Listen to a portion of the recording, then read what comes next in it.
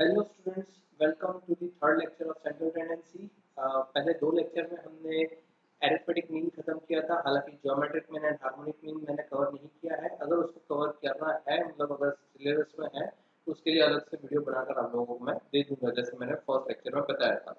आज हम लोग स्टार्ट करने वाले हैं पोजिशनल मेजर्स। उसकी डेफिनेशन देखेंगे, उसके बाद उसके फॉर्मूला देखेंगे, उसके बाद कुछ एग्जांपल्स देखेंगे, जैसे कि एग्जांपल नंबर 23, 24 एंड 26, और लास्ट में will talk about homework. But before I start to positional measures, let me give you the solution of the homework which I have given you in last lecture.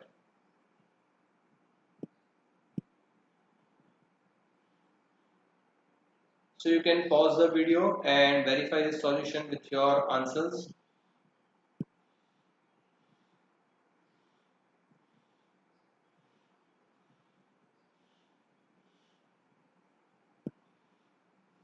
चलिए तो आगे start करते हैं।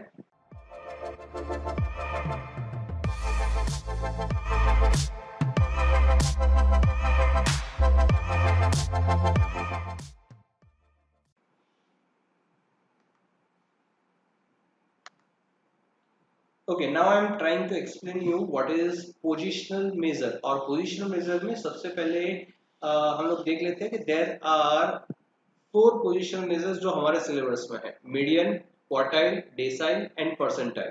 लेकिन सबसे पहले समझते हैं पोजिशनल मेजर है क्या। तो जैसे ये हमारे पास एक चॉकलेट बार है, और इस चॉकलेट बार को अगर मैं बोलता हूँ कि हमें बीच में से काटा, मतलब मुझे दो पोर्शन चाहिए, I want two part of it, दो पार्ट चाहिए इस चॉकलेट बार के। तो दो पार्ट करने के लिए मेरे पास एक तो एक चाकू है, और चाकू से मुझे दो पार्ट करने हैं। तो आपको मुझे ये आंसर देना है कि चाकू कितनी बार लगाना पड़ेगा। याद रखो, मुझे पार्ट दो चाहिए, लेकिन चाकू कितनी बार मारना पड़ेगा? सिर्फ एक ही बार चाकू मारना पड़ेगा। तो एक कट करोगे, ये एक कट हमने किया, एंड उससे हमें दो पार्ट मिल गए। और इसीलिए ये बीच वाला जो कट का पॉइंट है, दिस इज योर मीडियन। ठीक है, यानी कि मीडियन जो है वो पॉइंट होता है। Median is not a portion और रेंज। इसका मतलब क्या होता है? तो मीडियन पोर्शन या रेंज नहीं होता है, एक पॉइंट होता है। यानी कि अगर इस बार को आप देखो, तो यहां से बार स्टार्ट हो रहा है फॉर एग्जांपल, तो दिस इज योर 0%, एंड यहाँ पे जब बार खत्म होता है तो दिस इज योर 100%। तो यानी कि यहां से लेकर यहां तक अगर बार देखो तो 0 से लेकर 100% हो गया। अब मीडियन यानी कि मिड वैल्यू या मिड पॉइंट हमें फाइंड करना है। तो चाकू से हमने इसको बीच में कट किया, तो ये बीच वाला जो पोर्शन है, this portion, this point is your median. कई बार बच्चों को कंफ्यूजन ये होता है कि 0 से लेकर ये जो 50% तक का पोर्शन है, this is your median. No, this is not your median. ये जो पोर्शन है 50% से लेकर 100% तक का, this is not your median. ये आपका मीडियन नहीं है। आपका मीडियन सिर्फ बीच वाला ये जो पॉइंट है, that point is your median. So basically एक चॉकलेट बार है, उसको अगर आपको दो पार्ट में डिवाइड करना है, तो बीच में से अगर उसको काटते हैं, तो जिस पॉइंट से आप उसको काट रहे हो वो पॉइंट कितने परसेंटेज वाला पॉइंट होगा? That will be 50% point. तो 50% का आप उसको काट रहे हो, and that 50% is your median. I hope you are clear about this. Let's see next topic. चलो, अब मीडियन के बाद let me explain you what is quartile. Quartile यानी कि चार पार्ट में हमें किसी चीज को डिवाइड करना है। ये चॉकलेट बार है, या इसकी जगह पे आप ये भी एज्यूम कर सकते हो कि we have a data set. तो जो डेटा सेट है या फिर जो चॉकलेट बार है, उसको हमें चार पार्ट में डिवाइड करना है, और डिवाइड करने के लिए हमारे पास अगेन एक चाकू है। अब क्वेश्चन ये है कि अगर मुझे चार पार्ट में डिवाइड करना है तो कट कितने लगाने पड़ेंगे? I have to cut only 3 times, सिर्फ 3 कट लगाने पड़ेंगे। ये रहा मेरा पहला कट, ये रहा मेरा दूसरा कट, और ये रहा मेरा तीसरा कट। 3 बार कट किया, उससे मुझे चार पार्ट्स मिल गए: part 1, part 2, part 3 and part 4। और ये जो 3 जगह पे मैंने कट लगाए हैं, इन कट को क्या बोलेंगे? Q1 यानी कि quartile 1, quartile 2 and quartile 3। Again याद रखो, जिस पॉइंट पे हम लोग कट लगा रहे हैं उस पॉइंट को क्वार्टाइल बोलेंगे। इस पूरे पोर्शन को हम लोग क्वार्टाइल नहीं बोल सकते। This portion is not quartile, quartile is this point. तो जिस पॉइंट पे हमने कट लगाया वो हो गया आपका Q1, दूसरा कट हमने जिस पॉइंट पे लगाया वो हो गया आपका Q2 और तीसरा हमने जिस पॉइंट पे कट लगाया वो हो गया आपका Q3। यानी कि अब वापस से एक चीज मैं आपको नोटिस करवा रहा हूं कि अगर हमें दो पार्ट करने थे तो हमने एक कट लगाया, क्योंकि एक ही कट पे दो पार्ट हो जाते थे। वैसे ही जब हमें चार कट करने थे तो हमने सिर्फ तीन कट लगाए। और इसीलिए क्वार्टाइल का मतलब होता है 1/4 पार्ट, लेकिन there are only three quartiles, Q1, Q2 and Q3। Q4 जैसा कुछ होता नहीं है, बिकॉज हमें सिर्फ तीन ही कट लगाने हैं। So this is your quartile. चलो अब उसकी जो रिटन डेफिनेशन है वो देख लेते हैं हम लोग पोजिशनल मेजर्स की। सो मीडियन, अगेन देखो ये आपके रेफरेंस के लिए वापस से मैंने ये पिक यहाँ पे रखा हुआ है और हम लोग रीड कर रहे हैं कि क्या डेफिनेशन है। Value which divide the series of observations when arrange in ascending order. अच्छा ये असेंडिंग ऑर्डर भूल मत जाना, बिकॉज असेंडिंग ऑर्डर हमें क्वेश्चंस में एग्जांपल्स में काम लगेगा। अगर असेंडिंग ऑर्डर वाला कंसेप्ट आप भूल गए और आपने एग्जांपल कैलकुलेट कर लिया, भले ही फिर बाकी सारी चीजें सही हो, पर अगर डेटा को असेंडिंग ऑर्डर में नहीं डाला है तो पूरा एग्जांपल आपका गलत हो जाएगा। जब डेटा को असेंडिंग ऑर्डर में डाला जाएगा in two equal parts, part one and part two, because we are talking about median, there is only one median, सिर्फ एक ही मीडियन होता है, वो ये वाला है। There is only one median and which is denoted by m। Median को denote किया जाएगा m से। Now let's see quartile. Value which divides a series of observations when arranged in ascending order. I'm sorry. Now let's see quartile. Value which divide the series of observations when arranged in ascending order in four equal parts. ठीक है, ये रहे चार parts, part one, part two, part three and part four. तो चार equal part में अगर हमें डिवाइड करना है, देयर आर थ्री क्वार्टाइल्स, सिर्फ तीन ही क्वार्टाइल होंगे, Q1, Q2 and Q3, denoted by Q1, Q2 and Q3, that is quartile 1, quartile 2 and quartile 3। Same way अगर डेसाइल की बात करें तो डेसाइल का मतलब क्या होता है, 10 पार्ट में डिवाइड करना है। Value which divide the series of observations when arrange in ascending order in 10 equal parts. अगर 10 इक्वल पार्ट में हमें डिवाइड करना है तो कट कितनी बार लगाना पड़ेगा, यस सिर्फ 9 times. So there are 9 quartiles denoted by D1, D2 से लेकर D9 तक। Next percentile. परसेंटाइल यानी कि परसेंटेज। परसेंटेज कितने होते हैं, टोटल परसेंटेज 100, और इसीलिए value which divide the series of observations when arrange in ascending order in 100 equal parts. We are talking about 100 parts. There are 99 quartiles, because अगर 100 part करने हैं तो हमें कट तो सिर्फ 99 टाइम्स लगाना पड़ेगा, and that's why there are percentile 1, percentile 2 से लेकर परसेंटाइल 99 तक के परसेंटाइल हमारे पास अवेलेबल होंगे। So this is your positional measures. अब देखते हैं फॉर्मूला। अनग्रुप डेटा, सबसे पहले हम लोग फॉर्मूला जो देख रहे हैं वो ungroup data and discrete frequency के लिए देख रहे हैं। जस्ट रिवीजन, अगर आपने लेक्चर 2 ध्यान से देखा है तो वहां पे मैंने ungroup data and discrete frequency बहुत अच्छे से समझाया है। अगर अभी भी आपका कंसेप्ट क्लियर नहीं है तो यहाँ पे ऊपर मैंने आई में लिंक दे दिया है, तो पहले आप लेक्चर 2 देखो पूरा, उसके बाद वापस से आकर ये लेक्चर आगे कंटिन्यू करो। So what is ungrouped data? Just to give you an idea, ungrouped data यानी कि सिर्फ xi दिया जाता था, यानी कि सिर्फ x सीरीज है तो that is ungrouped data। and what is discrete frequency? तो जहाँ पे आपको xi fi दिया जाता है तो that is discrete frequency। तो अभी हम लोग जो फॉर्मूला देख रहे हैं वो सिर्फ ungroup data and discrete frequency, ये दो चीजों के लिए हम लोग फॉर्मूला देख रहे हैं। तो m इक्वल्स टू, m मतलब क्या, median. Median equals to value of n+1 divide by 2 th observation. Next quartile q j. अच्छा, जे का मतलब क्या होता है? तो जैसे हमने देखा कि 3 क्वार्टाइल्स है, Q1 Q2 Q3।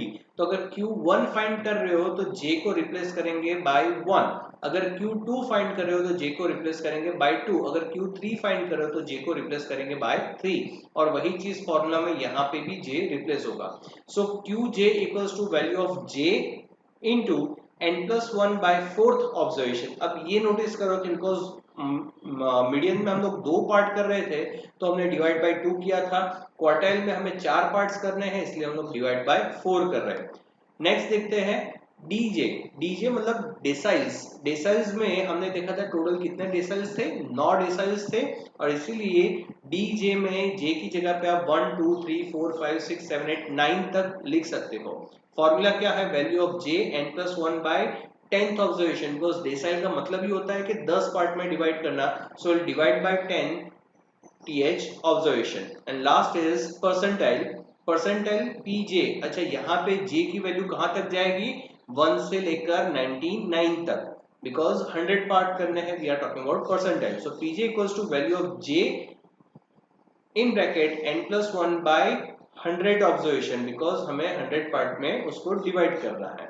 अब एक नोट देख लेते हैं। अगर डिस्क्रीट फ्रीक्वेंसी है, again what is discrete frequency? जहां पे आपको एक्स एफ आई दिया है वो। इन discrete frequency distribution the value will be obtained using CFI। तो FI के बाद एक हमें CFI फाइंड करना पड़ेगा। CFI कैसे फाइंड करते हैं ये चीज आप 11th स्टैंडर्ड में पढ़े हो। अगर फिर भी क्लियर नहीं है तो आगे जब हम लोग एग्जांपल लेंगे इसी लेक्चर में तो वहां पे मैं डिटेल में आपको समझाने वाला हूँ व्हाट इज CFI। चलिए आगे देखते हैं अभी। एग्जाम्पल नंबर 23 बहुत इजी एग्जाम्पल है और अभी हम लोग मीडियन के ही एग्जाम्पल देखने वाले हैं। एक बार मीडियन आपके दिमाग में क्लियर हो जाता है तो फिर क्वार्टाइल डिसाइल परसेंटाइल भी आराम से क्लियर हो जाएगा। सो अभी हम लोग क्वार्टाइल डिसाइल परसेंटाइल नहीं ले रहे, सिर्फ मीडियन पे फोकस करते हैं। So find median of 4 5 7 2 and 1। तो हमारे पास इतने नंबर्स है 4 5 7 2 एंड 1 और इसका मीडियन फाइंड करने के लिए बोला है। तो हमने सबसे पहले एक्स सीरीज बना दी जहां पे ये जो भी वैल्यूज हमारे पास अवेलेबल थी उसको डाल दिया। अब नेक्स्ट स्टेप क्या होगा? हमें इसको सबसे पहले असेंडिंग ऑर्डर में डालना पड़ेगा। याद करो, अभी जब मैं फॉर्मूला जब मैं डेफिनेशन समझा रहा था तभी मैंने आपको बोला था कि सबसे पहली चीज जो होगी पोजीशन मेजर्स में वो ये कि हमें हर डेटा को पहले असेंडिंग ऑर्डर में डालना पड़ेगा। तो xi को पहले असेंडिंग ऑर्डर में डाल देते हैं and the ascending order will be 1 2 4 5 and 7। अब इसका फॉर्मूला भी देख लेते हैं। The formula of median equals to value of n+1 by 2 th observation. अब n कितना है? तो it is 1 2 3 4 5। There are 5 number of observations and so our n will be 5. Let's put it in the formula. So it is value of 5 plus 1 by 2 th observation यानी कि 6 by 2 यानी कि it will be third observation। तो third observation कौन सा है और कहां पे देखना है? थर्ड ऑब्जर्वेशन नॉर्मल में नहीं, हमें असेंडिंग ऑर्डर में जो हमने फाइंड किया था उसमें हमें देखना है कि थर्ड ऑब्जर्वेशन कैसा है। 1 2 and this is your third observation and that's why your answer of the median will be 4। Very easy. एक और एग्जांपल देखते हैं, एग्जांपल नंबर 24 जिसमें भी क्वेश्चन सेम एज 23 है, सिर्फ एक चीज नया है, हमने यहाँ पे 8 ऐड किया है जो इसके पहले वाले एग्जांपल में नहीं था। तो पहले तो xi बना दिया जहां पे सारे डेटा लिख दिए, फिर उसको असेंडिंग ऑर्डर में डाल दिया और जिसमें 8 वैसे भी लास्ट में आएगा और फिर उसका फॉर्मूला भी देख लेते हैं which is m equals to value of n+1 by 2 th observation. Now in this case n क्या होगा? इसके पहले वाले एग्जांपल में n 5 था लेकिन यहाँ पे एक और ऑब्जर्वेशन ऐड हो रहा है 8। सो यहाँ पे अपना n कितना होगा? 6। So it is value of 6 plus 1 by 2 th observation और इसीलिए वैल्यू ऑफ 3.5th ऑब्जर्वेशन हमें फाइंड करना पड़ेगा। अब यहाँ पे दिक्कत है, अगर थर्ड ऑब्जर्वेशन बोला होता तो हम लोग सीधा बोल देते कि आंसर इज 4। अगर फोर्थ ऑब्जर्वेशन बोला होता तो हम लोग सीधा बोल देते कि आंसर इज 5। बट नो, यहाँ पे तो ना थर्ड बोला है ना फोर्थ बोला है, यहाँ पे तो बोला जा रहा है कि 3.5th ऑब्जर्वेशन। तो अब क्या करना पड़ेगा? बिकॉज यहाँ पे डेसिमल में वैल्यू आ रही है तो इसको हम लोग सबसे पहले स्प्लिट करेंगे। स्प्लिट कैसे करेंगे? तो डेसिमल से पहले वाली जो वैल्यू है यानी कि 3 जो है, 3 को हमने यहाँ पे लिख दिया वैल्यू ऑफ थर्ड ऑब्जर्वेशन, और डेसिमल के बाद वाली वैल्यू है उसको अलग करके लिख रहे हैं यानी कि बीच में प्लस का साइन, और फिर लिखेंगे 0.5, और फिर ब्रैकेट में फोर्थ माइनस थर्ड ऑब्जर्वेशन क्यों किया है वो भी मैं समझाता हूँ। अब जैसे नंबर लाइन देखिए, अगर नंबर लाइन है जिसमें 0 1 2 3 4 5, if this is number line, और उसमें आपको अगर 3.5 नंबर फाइंड करना है तो कहां पे मिलेगा, it will be between 3 and 4, यहां पे आपको 3.5 नंबर मिलेगा।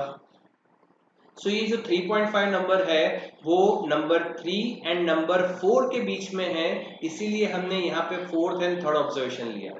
बट जो बड़ा ऑब्जर्वेशन होगा फोर्थ, उसको हम लोग पहले लेंगे और छोटे ऑब्जर्वेशन को बाद में लेंगे, ताकि हमारा आंसर पॉजिटिव आए, नेगेटिव ना आए। जैसे कि यहाँ पे आप देख सकते हो असेंडिंग ऑर्डर वाले में, your third observation is fourth and fourth observation is 5, तो अगर 5 में से 4 को माइनस करेंगे तो आंसर मिलेगा 1। लेकिन बाय मिस्टेक आपने third observation minus fourth observation कर लिया, तो 4 माइनस 5 करोगे आंसर मिलेगा -1, and we don't want negative answers, और इसीलिए हम लोग पहले बड़ा वैल्यू लेंगे, उसमें से छोटे वैल्यू को माइनस करेंगे।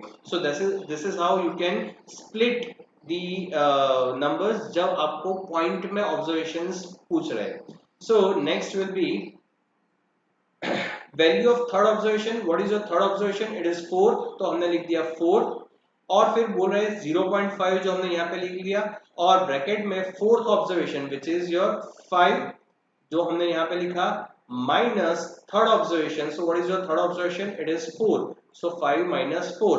अब इसको सॉल्व करना काफी इजी है, it is 4 plus 0.5 and 5 minus 4 is 1, so 0.5 into 1 will be 0.5 only, and 4 plus 0.5 and final answer of median will be 4.5. I hope this is clear. अगर क्लियर नहीं हुआ है तो वापस से एक बार वीडियो को रिवाइंड करके देख लो। Let's see next example, example number 26. Following frequency distribution is classified according to the number of leaves on a different branches. तो किसी पेड़ की अलग अलग ब्रांचेस पे कितने लीव है उसका डेटा कलेक्ट किया है। कैलकुलेट द मीडियन, हमें पूछ रहे हैं कि भैया मीडियन फाइंड करना है, मीडियन नंबर ऑफ लीव्स पर ब्रांच, तो पर ब्रांच कितने लीव्स है वो हमें फाइंड करना है, मीडियन फाइंड करना है। अब देखो डेटा क्या दिया है, xi एंड fi, यानी कि किस तरीके का डेटा है ये, yes it is discrete frequency distribution, लेकिन फॉर्मूला तो सेम था, चाहे वो रॉ डेटा हो यानी कि अनग्रुप डेटा हो या डिस्क्रीट फ्रीक्वेंसी हो, in both the cases formula was value of n+1/2 th observation. और जब हमने फॉर्मूला देखा था तो उसमें नीचे एक नोट देखा था कि अगर डिस्क्रीट फ्रीक्वेंसी डिस्ट्रीब्यूशन है तो उसके लिए हमें CFI फाइंड करना पड़ेगा। तो चलिए CFI वैसे तो मैंने कैलकुलेट करके रख दिया है, बट फिर भी मैं आपको एक्सप्लेन कर रहा हूँ कि CFI कैसे फाइंड करते हैं। ये चीज आपने 11th स्टैंडर्ड में भी देखा है। तो CFI में सबसे पहला वैल्यू जो है वो हम लोग एज इट इज लिख देंगे। Basically CFI is calculated from FI, frequency से कैलकुलेट होता है, तो फ्रीक्वेंसी के पहले वैल्यू को हम लोग एज इट इज लिख देंगे CFI में। नेक्स्ट क्या करेंगे, तो 2 प्लस 11, और इसका आंसर हम लोग यहाँ पे लिखेंगे विच इज 13। अगेन 13 प्लस 15 और इसका आंसर आएगा 28, 28 प्लस 20 और इसका आंसर मिलेगा 48, 48 प्लस 25 इसका आंसर मिलेगा 73, 73 प्लस 18 जिसका आंसर मिलेगा 91, 91 प्लस 10 जिसका आंसर मिलेगा हमें 101। और जैसे मैंने जब अरिथमेटिक मीन समझा था तब भी बताया था कि CFI का लास्ट वैल्यू जो होगा वही अपना n होगा which is 101। If you are still not clear, ये चीज याद नहीं है, तो मैं आपको रिक्वेस्ट कर रहा हूँ कि यहाँ पे वीडियो को पॉज करिए। मैंने वापस से यहाँ पे लिंक डाला है सेकेंड वीडियो का, तो you go to the second video, उसको ध्यान से देखिए, पूरा समझिए, उसके बाद इस वीडियो को आगे देखिएगा। चलिए आगे कैलकुलेशन करते हैं। अच्छा ये CFI कहाँ पे काम आएगा, तो फॉर्मूला में आगे कैलकुलेशन करेंगे तब हमें क्लियर होगा कि CFI कहाँ पे काम आता है।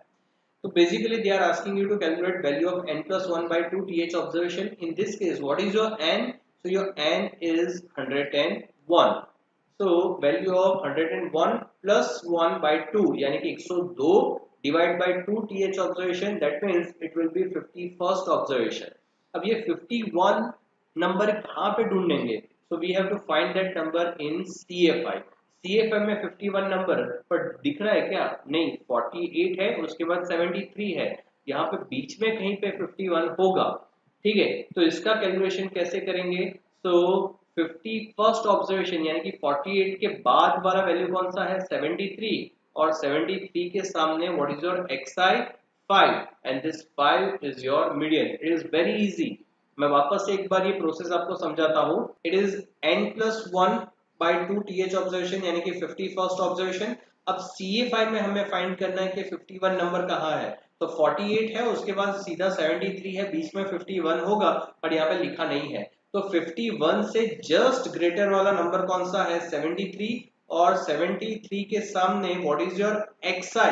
हमें फाइंड करना है xi का वैल्यू। तो xi क्या है? 5, and that's why the answer of your median is 5। अब होमवर्क की बात करते हैं। तो होमवर्क में मैं आपको सिर्फ एक ही एग्जांपल दे रहा हूं, विच इज एग्जांपल नंबर 25। ठीक है, तो चलिए अपने नेक्स्ट लेक्चर में मिलेंगे। और अगर आपको पीछे के लेक्चर्स देखने हैं तो मैं यहाँ पे लिंक दे रहा हूँ, यहाँ पे भी लिंक दे रहा हूँ। Also I am giving the link of my channel, जो आप सब्सक्राइब कर सकते हो। So please do like this video if you like this, and subscribe my channel. और कमेंट में लिख के बताइए कि कौन सा टॉपिक आपको और ज्यादा डिटेल में समझना है, या कौन से टॉपिक को समझने में ज्यादा मजा आया आपको। Thank you and bye everyone.